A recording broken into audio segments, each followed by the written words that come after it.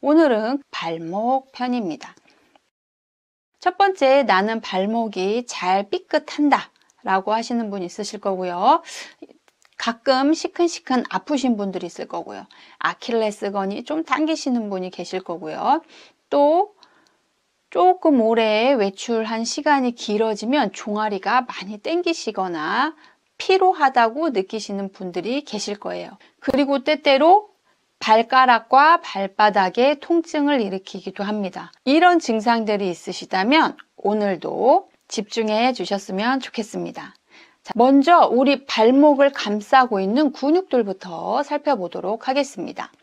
먼저 우리 뒤쪽으로 종아리 근육이 있습니다. 지난 시간에 비복근을 설명드리면서 뒤꿈치를 감싸고 있다고 했는데요. 무릎도 같이 관여하고 있는 비복근, 그 아래 가자미근이 있습니다. 이 가자미근은요, 뒤꿈치를 감싸는 근육으로 우리 하지 혈액순환의 1등 근육이기도 합니다. 1등은 가자미근, 2등은 비복근, 3등은 외측 광근, 4등은 내전근입니다. 자, 우리가 우리 고관절 근육들도 다시 한번 살펴보았는데요. 이렇게 뒤쪽에서 펌핑 해주고 허벅지 양쪽에서 팍 펌핑을 해줄 때 혈액순환이 잘 된다는 점 기억해 주시고요. 그리고 이 발목을 감싸고 있는 비복근과 가자미근은 우리 아킬레스건에 연결되어 있습니다. 아킬레스건염이 일어나기도 하고요. 족저근막염을 일으키기도 하는데요. 이 근육이 바로 비복근과 가자미근입니다. 족저근막염에 걸리면요, 뒤꿈치가 아프기 때문에 우리가 발바닥을 딛지 못하고 앞굽으로 이렇게 다니시게 되는데요. 족저근막염일 때 발 뒤꿈치를 막 치료를 하시는데 염증을 치료하고 없애는 것도 물론 중요하지만요. 이 염증이 재발하지 않기 위해서는 짧아져 있는 비복근과 가자미근을 늘려주셔야 한다는 겁니다. 그래서 족저근막염, 아킬레스건염이 생기신 분들은요. 이 비복근과 가자미근을 스트레칭 해주시는 게 먼저 필요합니다. 그리고 이 근육, 특히 우리의 비복근이 짧아지고 단축이 되면요. 야간 다리 쥐를 만드는데요. 주무시다가 갑자기 쥐가 팍 났다. 이러실 경우에는 이 근육을 잘 풀어주어야만 종아리 쥐를 예방하실 수가 있습니다. 뒤쪽에서 자세히 다뤄보도록 하고요. 우리 발목의 근육 계속 알아보도록 하겠습니다. 뒤쪽에 가장 큰 근육으로 비복근, 가자미근이 있다면 그 안에 후경골근이 있습니다. 우리 발뒤꿈치를 들고 뜀뛰기를 완성해주는 근육인데요. 종아리 통증에서 아주 조금 개운하지 않은 느낌이 남아있다면 이 후경골근의 문제일 확률이 높습니다. 자, 그럼 앞쪽으로 와볼까요? 우리 앞쪽으로는 정경골근이 있습니다. 발목이 아래로 처지지 않게 해주는 근육인데요. 이 근육에 문제가 발생하면 엄지발가락 통증을 일으킵니다. 엄지발가락에 통증이 발생하면 무지외반증 때문으로 오인하기도 하시는데요. 무지외반증이란 무지가 이렇게 모양이 틀어진 모양인데요. 무지외반증의 관절염으로 아프신 분들도 있지만요. 많은 분들은 이 정경골근에 의한 엄지발가락 통증이라는 거 기억해 주시고요. 계속해 보도록 하겠습니다. 약한 발목을 일으키는 대표적인 근육인데요. 이 근육이 정경골근 그리고 뒤쪽 비복근과 가자미근과 힘의 균형이 맞지 않을 경우에 발이 자꾸 삐끗거리고 발목에 약화가 생겨납니다. 근육의 절대적인 힘만이 아니고요. 균형이 중요한 만큼 균형에 신경을 써야 하겠습니다. 비골근들 아래에는요. 우리의 발가락 신전근들이 위치하고요. 후경골근 뒤쪽으로는 우리 발가락 굴곡근들도 존재합니다. 우리의 발목의 움직임은 발의 움직임과도 연관이 되어 있다는 걸 짐작하실 수 있을 거예요. 자, 그러면 우리 커다란 근육부터 그리고 나의 발목을 움직이는 근육들부터 하나씩 해결해 보도록 하겠습니다. 자, 그러면 우리 비복근과 가자미근에 대해서 살펴보실 텐데요. 나는 발목이 지금 건강한 상태인지 체크하고 넘어가겠습니다. 자, 뒤꿈치를 들어 보실 텐데요. 뒤꿈치를 번쩍 들어 올릴 수 있다면 우리의 비복근이 잘 활동하고 있습니다. 자, 이번에는 무릎을 구부린 상태에서 다리를 들어 볼 텐데요. 무릎을 구부린 상태에서 뒤꿈치를 잘 들어 올리신다면 가자미근에 힘이 있다는 걸 확인하셨습니다. 그런데 여기서 중요한 건 뒤꿈치를 들어 올릴 때 내 뒤꿈치가 안으로 붙은다면 발목이 회내되는 동작이므로 뒤꿈치가 붙지 않도록 정확하게 발목을 올려주는 것이 매우 필요합니다. 자, 이번에는 한 발로 해볼 텐데요. 한 발로 뒤꿈치를 들어 올릴 수 있다면 우리의 후경골근도 잘 작동하고 있습니다. 한 발로 뒤꿈치를 들기 어렵다면 후경골근이 약화되어 있음을 확인하셨습니다. 자, 먼저 우리의 비복근과 가자미근이 수축 이완이 잘 된다면 종아리가 아킬레스건부터 무릎까지 완만하게 이루어져 있을 거예요. 하지만 수축이 돼 있다면 이렇게 올챙이 다리라고 하죠. 여기 부분이 딱 힘이 주어져서 이 부분만 통통하게 나와져 있을 거예요. 이런 부분들이 있다면 이 종아리 뒤쪽 부분을 풀어 주어야 합니다. 무릎 뒤쪽을 기준으로 한 마디 정도 내려온 상태에서 꾹 눌러봅니다. 통증이 있으신지 한 마디를 기준으로 아래로 내려가 보세요. 통증이 있으시다면 반드시 풀어주어야 합니다. 보통 우리 여기 경계가 되는 이 부분이 있는데요. 이 부위로 갈수록 통증이 있으신 분들이 있으실 거예요. 우리 비복근의 자리가 무릎 뒤쪽이라면 가자미근의 자리는 우리 여기 종아리의 중간에 있습니다. 통증이 있다면 잠시 머물러 주세요. 하나, 둘, 셋, 넷, 다섯, 여섯, 일곱, 여덟, 아홉, 열. 자, 이런 방식으로 뭉친 곳을 다 풀어 주었다면 종아리의 뭉침이 사라졌습니다.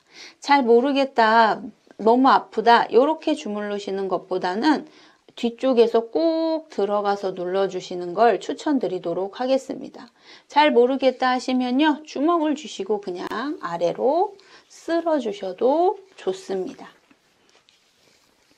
우리 종아리를 푼다 할 때 뒤에 맥주병 같은 걸로 문질러 주는 이유도요, 이렇게 풀어주기가 용이하기 때문에 그렇습니다.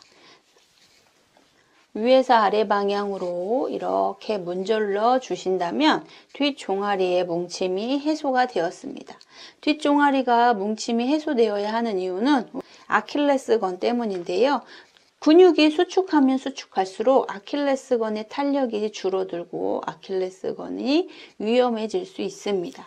아킬레스건에 문제가 발생하기 시작하면 족저근막염이 되기도 하는데요.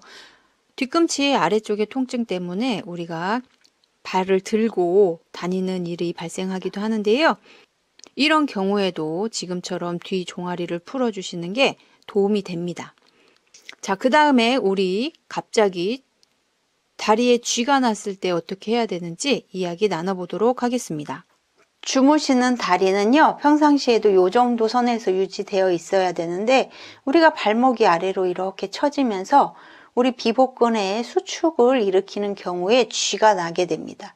그래서 이럴 경우에도 반드시 발목을 위로 제낀 상태에서 잠시 머물러 주세요. 이때 엄지발가락을 당기는 방식으로는 절대 쥐가 풀리지 않습니다. 발목 전체를 당긴 상태에서 잠시 머물러 주세요. 다리를 들 수 있다면 살짝 들어서 흔들어 줍니다. 허리가 아프셔서 다리를 드실 수 없다면 그대로 발목을 올려주시면 됩니다. 자, 다리에 쥐가 났을 때 우리는 다리를 붙잡고 이렇게 주물러 주는 경우가 많이 있는데요. 이렇게 다리를 주물러 주는 것보다는요, 발목을 제끼신 상태에서 그리고 살짝 들어서 흔들어 주시는 게 훨씬 더 잘 풀 수 있는 방법입니다. 다리를 들기가 어려우시다면 발목을 제낀 상태로 그대로 있어주세요. 시간이 약간 필요하지만 바로 내리시면 다시 쥐가 나실 수 있기 때문에 쥐가 완전히 해결될 때까지 발목을 당겨줍니다. 뒤꿈치를 뒤로 민다는 느낌으로 밀어주세요. 우리 오래 앉아 있으셨을 때 다리가 저리실 때도 마찬가지인데요. 오래 쪼그리고 앉았다 일어나셔서 다리가 저릴 때도 동일한 방법을 활용해 주세요. 발목을 올리고 흔들기. 이렇게 해주신다면 쥐났던 다리가 훨씬 더 잘 해결되는 걸 확인하실 수가 있습니다. 자, 피복근과 가자미근 운동해 보도록 하겠습니다. 하나, 둘, 셋, 넷, 다섯, 여섯, 일곱, 여덟, 아홉, 열. 무릎 구부린 상태에서 무릎을 붙이지 마시고요. 정확하게 골반 넓이만큼 벌리신 상태로 진행합니다. 하나, 둘, 셋, 넷, 다섯, 여섯, 일곱, 여덟, 아홉, 열. 자, 한발서기 해보도록 하겠습니다. 하나, 둘, 셋, 넷, 다섯, 여섯, 일곱, 여덟, 아홉, 열. 무릎 구부리고 하나, 둘, 셋, 넷, 다섯, 여섯, 일곱, 여덟, 아홉, 열. 반대쪽도 동일하게 합니다. 하나, 둘, 셋, 넷, 다섯, 여섯, 일곱, 여덟, 아홉, 열. 무릎 구부리고 하나, 둘, 셋, 넷, 다섯, 여섯, 일곱, 여덟, 아홉, 열. 비복근하고 가자미근이 혈액순환을 위해서 매우 중요한 근육이고 우리를 진취적으로 걷기 하실 때 내 몸을 앞으로 밀어주는 근육도 종아리 근육이구나. 자, 그렇다면 우리는 이 근육을 강하게 해야겠다라고 결심을 합니다. 그래서 시간이 날 때마다 뒤꿈치 들기 운동을 계속 하시는 거예요. 자, 그러면 제가 여기서 무엇이 중요하다고 그랬죠? 균형입니다. 뒤꿈치가 혹시 안으로 붙어서 내반된 상태에서 뒤꿈치를 들고 있지 않은지 점검 하나 하셔야 되고요. 뒤꿈치 들기만 너무 열심히 하셨을 경우에 균형이 맞지 않아서 발목이 엄청나게 아픈 결과를 가져오게 하기도 합니다. 그러면 발목에는 어떤 힘의 균형이 필요한지 지금부터 같이 살펴보겠습니다. 엄지발가락에 통증을 일으키는 이 정경골근은요, 여성분들보다 남성분들의 통증을 많이 일으키는데요. 평상시 너무도 멀쩡하게 생활하시고 어제까지 축구도 하셨는데 오늘부터 갑자기 다리가 좀 불편해지더니 걷기가 어려워지시는 분들이 계십니다. 이런 분들은 너무 당황스러워 하세요. 나 어저께까지 너무 괜찮았는데 오늘부터 지팡이 짚습니다, 선생님. 어떻게 해야 되나요? 하고 찾아오시는 분들이 계세요. 전조 증상들이 있으셨을 거예요. 발목이 조금 아프셨다든지 엄지발가락 통증이 있으셨다든지. 그런데 이게 생활을 불편하게 할 정도가 아니라 늘상 조금씩 있었던 일이기 때문에 무지외반증이거니 아니면 오늘 내가 조금 무리해서 걸었겠거니 등산을 오래 해서 그렇겠거니 하고 넘기시는데요. 이게 바로 우리 발목 근육들의 불균형에 의해서 일어납니다. 이런 분들은요, 이 정경골근만 풀어주셔도 너무너무 시원하다. 그리고 올 때 몸이 흔들려서 지팡이 짚으셨던 분이 지팡이 없이 생활하실 수 있게 됩니다. 그렇기 때문에 몸이 조금씩 보내는 신호를 민감하게 알아차리시고 해결하셔야 된다는 거 기억해 주시고요. 우리 정경골근 회복 한번 해보도록 하겠습니다. 여기 정강이라고 표현하는 이 부위가 바로 정경골근의 위치입니다. 운동 좀 했다 하시는 분들은요, 이 부위가 이렇게 솟구쳐져 있을 거예요. 그런데 이 부위가 뭉쳐 있으면 엄지발가락에 통증을 만들어냅니다. 그리고 우리의 발목을 위로 올려주는 근육이에요. 그래서 발목을 위로 올려보시면 여기가 약해지는 걸 느끼실 텐데요. 이 부위가 바로 정경골근입니다. 근데 이 부위가 뭘 중요합니까 하시는데요. 엄지발가락을 들어 올려주는 근육이기 때문에 그렇습니다. 우리가 걸으실 때 발목이 들어 올려지지 않으면 발을 끌게 되시거든요. 그래서 나도 모르게 가끔씩 신발 코가 껍질이 벗겨진다. 이러신 분들은요, 나도 모르게 발목을 끌고 계신 상황이에요. 그렇다면 이 근육 혹은 중둔근에 문제가 없는지 살펴주셔야 합니다. 그래서 이 다리 근육을 눌러봐 주세요. 보통은 통증이 없으시지만 꾹 눌렀을 때 통증이 있으시다면 이분들은 엄지발가락도 통증이 있을 확률이 매우 높습니다. 정경골근을 풀어주시고 아프신 부위가 있다면 꾹 눌러서 잠시 기다려주세요. 하나, 둘, 셋, 넷, 다섯, 여섯, 일곱, 여덟, 아홉, 열 쭉 내려줍니다. 엄지발가락이 훨씬 편해지는 걸 확인하실 수 있을 거예요. 우리의 엄지발가락 위쪽이 아프다면 정경골근, 아래쪽이 아프다면 발가락 굴곡근에 문제가 있습니다. 우리 무지외반증은요, 엄지발가락에 여기 중족골이 이렇게 튀어나와서 이렇게 된 발가락을 표현하는데요. 그래서 엄지발가락 무지가 튀어나왔다. 그래서 무지외반증입니다. 그런데 볼 때는 우리가 엄지발가락이 이렇게 휘인 것처럼 보이지만요. 사실은 이게 심해지면 나머지 발가락도 반대로 이렇게 휘게 됩니다. 그래서 사실은 엄지발가락이 휜 것도 문제지만요. 나머지 발가락이 이렇게 칼발이 되는 것도 문제가 있다고 하겠습니다. 그래서 발가락을 이렇게 보시면요. 이 발가락이 다 벌어지면 크게 문제가 되지 않아요. 그런데 발가락이 전부 다 이렇게 붙어 있고 이 새끼발가락이 특히 이렇게 누워 있는 이렇게 칼발이 되는 게 진짜 문제라고 하겠습니다. 무지외반증 때문에 힘드신 분들은요. 먼저 우리 정경골근이 1차로 풀려야 한다는 거 기억해 주시고요.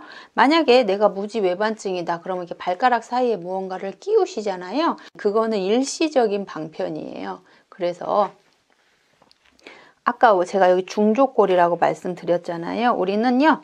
발가락을 구부렸을 때 여기 발가락이 구부러지는 부위도 있지만요. 발등 쪽에 이쪽에 구부러지는 부위가 존재하거든요. 그래서 발가락 손을 발바닥 쪽에 놓고 구부렸을 때 여기 발 관절이 구부러지는지 확인해 주세요. 이 중족골이 잘 구부러지지 않으신다면 이렇게 했을 때 발바닥이 아프시던지 아니면 무지외반증이 심하신 분들은 엄지발가락이 구부러지지 않으시는 분들 계실 거예요. 자, 이렇게 발을 구부리는 연습을 반복해 주신다면 우리의 중족골이 회복이 되면서 아까 전에 이렇게 누워 있었다고 말씀드렸잖아요. 이쪽으로 이 4개의 발가락이 회복되면서 통증을 많이 줄일 수가 있습니다. 이렇게 구부렸을 때 엄지발가락이 이미 너무 많이 휘어져 있어서 구부러지지 않으신다면 벌리시는 게 아니고요. 벌리면 더 무지외반증이 심해지고 통증이 발생할 수 있습니다. 이미 벌어져 있기 때문에 이 뼈의 방향으로 그대로 당겨만 주세요. 이렇게 당기신 상태로 구부려 줍니다. 그러면 자연스럽게 구부러지면서 회복하실 수가 있습니다. 발가락이 벌어지지 않는다면 발가락의 외전근들이 제한되어 있습니다. 근력을 회복하신다면 우리의 발의 운동력이 증가해서 통증을 줄일 수 있다는 거 기억해 주시고요. 엄지발가락 통증이 심하다면 정경골근 풀어주시고 중족골의 움직임을 회복시켜 주시고 발가락 사이사이 이 발가락의 외전, 발가락을 벌리는 운동력을 회복하셔야 된다는 거 기억해 주셨으면 좋겠습니다.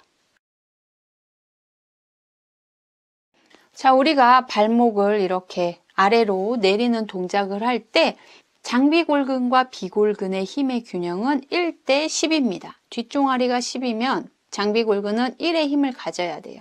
그런데 뒷종아리가 20이고 장비골근이 1이라면 힘의 균형이 맞지 않게 됩니다. 또 비골근 간에도 힘의 균형이 필요한데요. 장비골근이 2라면 단비골근은 1의 힘을 갖습니다. 여기서도 균형이 맞지 않다면 우리의 발목에 약화가 일어나겠죠. 그러면 일반적으로 보기에는 멀쩡한데 나의 발목이 균형이 깨지면 무슨 일이 일어나냐면요. 고관절의 균형을 깹니다.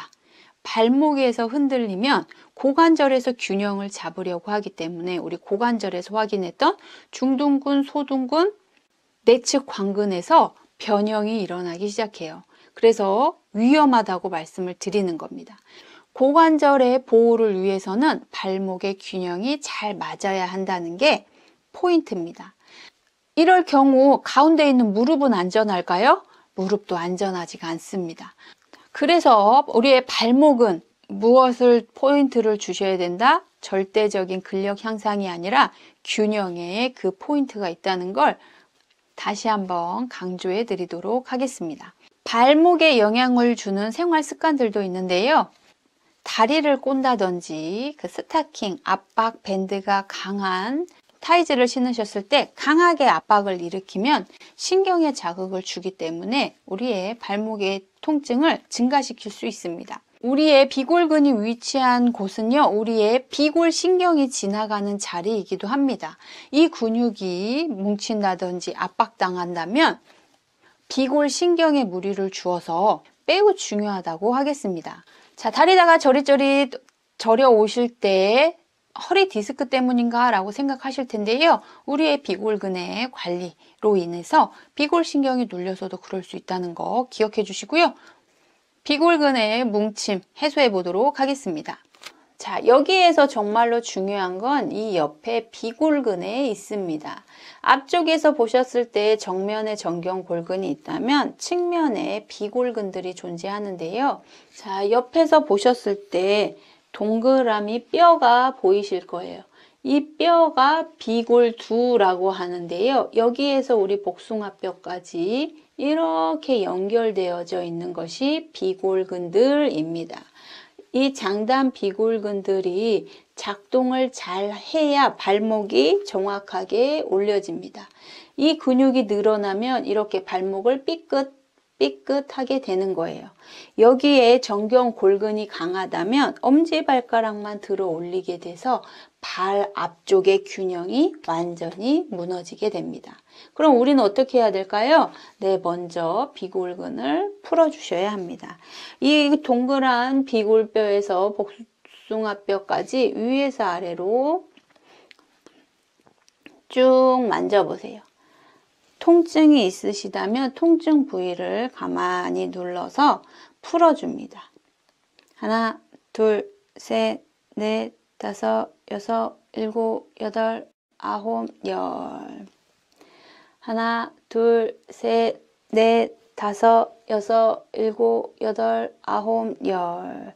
자, 이렇게 쓱 하고 풀어주셨다면 이번에는 비골근이 잘 작동하는지 확인을 해봐야 되겠죠. 발목을 들어 올렸을 때 엄지발가락 쪽만 들어 올려진다면 정경골근만 강하다고 하겠습니다. 비골근은 새끼 발가락을 들어 올릴 수 있어야 합니다. 그래서 우리는 발목을 들어 올릴 때 엄지발가락 쪽만이 아닌 우리 여기 복숭아뼈까지 모두 주름이 생기도록 발목을 올려 주어야 합니다. 무릎은 항시 하늘을 바라보도록 위치해 주시고요. 자, 발목을 당겨주세요. 자, 여기서 우리가 신경 써야 할 부분이 하나가 더 있습니다. 대부분 발가락이 먼저 들어 올려지는데요. 발가락이 들려지면 발목은 움직이지 않습니다. 발가락에는 힘을 빼신 상태에서 뒤꿈치를 밀면서 발목을 올려주세요. 이렇게 하실 때 허벅지에도 힘이 들어오고 종아리도 스트레칭이 되어 우리의 발목을 안전하게 유지할 수 있습니다. 이때 무릎이 안장으로 들어오거나 무릎이 바깥으로 가지 않고 하늘을 정확하게 바라볼 수 있도록 올려주신 상태에서 발목 운동 해주세요. 많이 하려고 하지 마시고요. 정확한 방향을 위해 노력해 주세요. 하나, 둘, 셋, 넷, 다섯, 여섯, 일곱, 여덟, 아홉, 열. 평상시 비골근의 활동이 적으셨던 분들은 이쪽이 통증이 오시는 걸 확인하실 수 있을 거예요. 뻐근하다면 잠시 휴식하시고 반복해 주세요. 우리의 발목은 절대적인 파워보다 균형이 많이 중요하다는 걸 꼭 기억해 주셨으면 좋겠습니다. 자, 그렇다면 발목의 균형, 발목의 안정성을 높이는 방법은 어떤 게 있을까요? 지금까지 했던 동작을 매우 천천히 반복하시는 방법입니다. 다리, 무릎을 하늘을 보게 정확하게 맞춰 놓으시고요. 발목을 올리고 내리는 동작을 매우 천천히 해보도록 하겠습니다. 하나, 둘, 셋, 넷, 다섯, 여섯, 일곱, 여덟, 아홉, 열, 열하나, 열둘, 열셋, 열넷, 열다섯, 열여섯, 열일곱, 열여덟, 열아홉, 스물. 하나, 둘, 셋, 넷, 다섯, 여섯, 일곱, 여덟, 아홉, 열, 열하나, 열둘, 열셋, 열넷, 열다섯, 열여섯, 열일곱, 열여덟, 열아홉, 스물. 자, 이렇게 내가 할 수 있는 최선의 방법으로 천천히 움직여 주실 때 우리의 발목의 균형이 회복이 됩니다. 이때도 엄지발가락만 올라오고 있는 건 아닌지 새끼발가락만 올라오고 있는 건 아닌지 확인해 주시고요. 발목을 올리셨을 때 90도 이상 올려지지 않는다면 뒷종아리의 근육이 짧아져 있음을 나타냅니다. 발목을 들어 올렸을 때 90도보다 더 많이 당겨질 수 있도록 노력하시면서 매우 천천히 움직여 주세요. 근력이 회복이 되었다면 더 중요한 균형을 맞추기 위해서 매우 천천히 움직여 주는 것이 필요합니다. 자, 어떠셨나요? 우리 오늘 6강까지 저와 우리 신체를 한번 재점검해 보았습니다. 이제는 퇴화와 자연스러운 나이듦을 구분하실 수 있을 거라고 생각해요. 움직임의 감소, 속도의 감소, 그리고 예전에는 막 팔씨름 막 엄청 잘하시고 무거운 걸 번쩍번쩍 드셨다면 예전과 같이 무거운 걸 들 수는 없을 거예요. 이것은 자연스러운 나이 듦입니다. 하지만 통증이 발생하고 무릎 수술을 해야 되고 디스크 수술을 해야 할 정도로 몸이 안 좋아지는 거, 그리고 자고 일어나도 몸이 풀리지 않는 거, 그리고 나의 몸이 자꾸자꾸 많이 굽어지는 거, 이것은 자연스러운 나이 듦이 아니고 문제가 발생했다라는 인식을 해주신다면 우리의 몸을 더 건강하게 해줄 수 있을 것이라고 생각됩니다. 저와 함께한 시간이 도움이 되셨길 바라고요. 다음 기회에 또 찾아뵙도록 하겠습니다. 감사합니다.